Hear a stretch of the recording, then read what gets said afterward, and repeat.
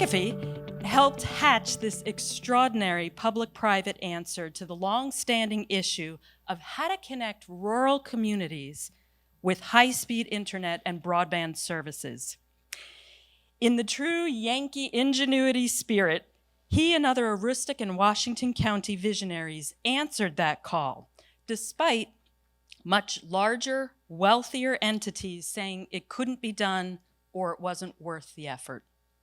Please help me welcome Tim McAfee, CEO and Chief Engineer of Pioneer Broadband. And thank you, Kathy. I appreciate that introduction. So I just want to thank Charlie and Yellow Light for enhancing my talk, because normally when I talk to people about what I do, I'm a network engineer, so it's pretty boring. But all this talk of light and data, I feel right at home. So here's the story, okay?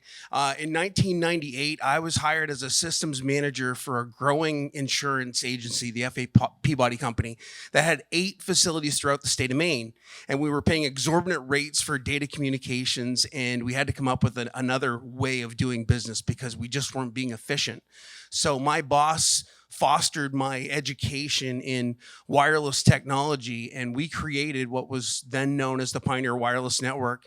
It was a communications network that spanned from Madawaska to Sherman, Maine, encompassing all of our branch offices with the exception of our Hamden office. And so that was the beginning of what I now run as a company in Pioneer Broadband, which is a fiber-based fiber-to-the-home builder. We build networks throughout rural Maine, Aroostook and Washington Counties, and a little bit of Penobscot County. So the story that I want to tell you is about 2 communities that weren't necessarily the closest communities. They're basketball rivals. They both wanted the International Bridge in their community, and they're separated by another physical town. So making them work together doesn't seem like something that's very easy. But in 2017, a group of economic developers got together in the Down East area from Calais and Baileyville, or the village of Woodland, and they said, we want to leave a legacy of this economic development group that really means something and impacts people. And they wanted a project that nobody else had really taken on and done, and they wanted something that would really mean something. And looking at the aging population, the kids leaving, working at home becoming a thing, they decided to settle on broadband. And they knew that a conventional ask of incumbent providers probably wasn't going to be the answer, but they did anyway. They reached out to the incumbent cable and the incumbent telephone companies and said, we understand you're not investing here because it doesn't make business sense.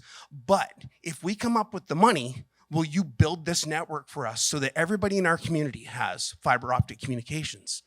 And both the incumbents said, no, that's not what we do. And it isn't, and that's fine, right? So these people said, we got to go back to the drawing board and come up with another alternative. And they put out an RFP for ideas for how to run this network, how to build this network, how to run this network.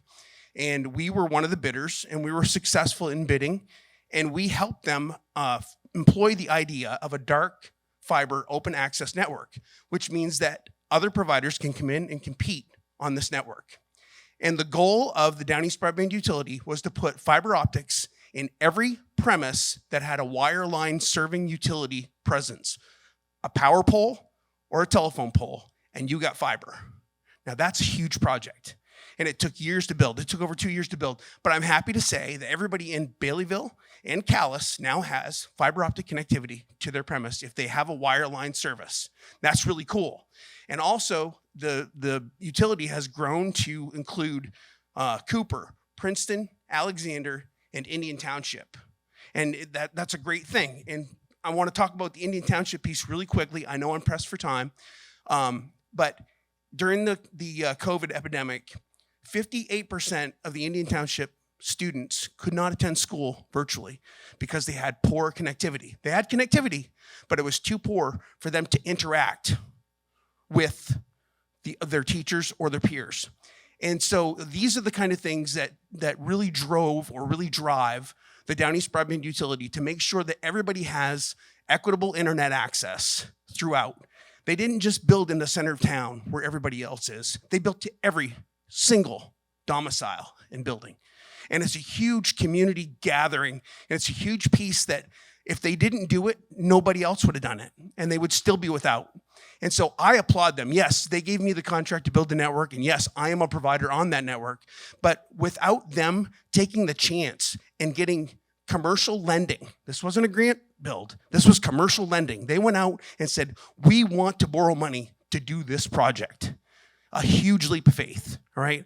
So in the spirit of community and in the spirit of development and light and data, I applaud the DBU because they did something that was really cool.